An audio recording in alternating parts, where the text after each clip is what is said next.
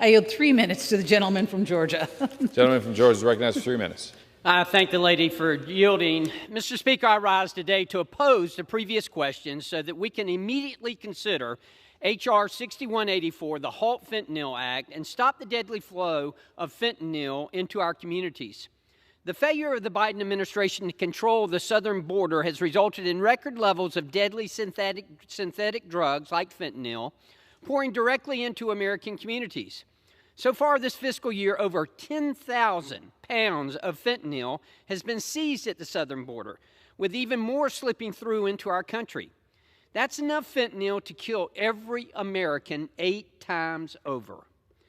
There's little doubt that the surge of drug seizures at our border is closely connected to the surge of drug overdose deaths in the United States.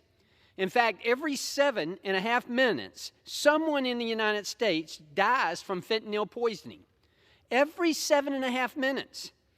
There's an opportunity here for us to work together to help stem the flow of deadly fentanyl and its analogs into our country.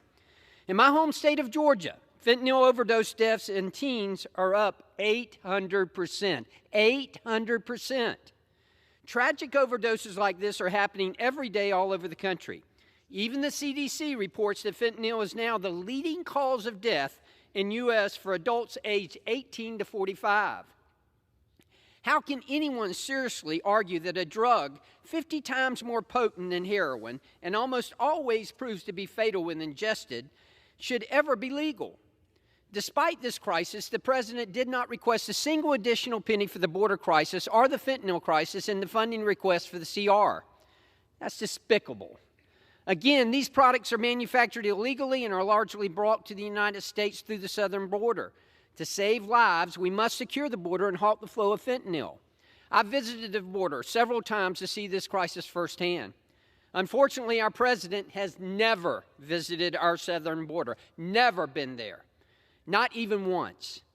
With a record high number of illegal immigrants, smugglers and cartels are using this as an opportunity to traffic more fentanyl substances. Unfortunately, President Biden and his administration have elected to leave our border wide open, inviting drug traffickers to bring fentanyl substances into the country and distribute it in our streets. This should not be a partisan issue. Fentanyl does not discriminate. It doesn't care if you're a Republican or a Democrat. The individuals manufacturing and distributing fentanyl and its analogs are criminals, and they are killing us. This is not an issue that's going away. It's only getting worse every day. If the president would visit the border, he would be able to talk to the agents firsthand and see for himself just how serious the issue is. Our communities are at risk and our loved ones are dying. President Biden has ignored this public health crisis for far too long. It's past time to make this scheduling classification permanent, and I am proud to support the HALT Fentanyl Act to do just that. Mr. Speaker, let's pass this bill, secure the border, stem the tide of the growing fentanyl crisis, and save lives. Thank you, Mr. Speaker, and I yield back.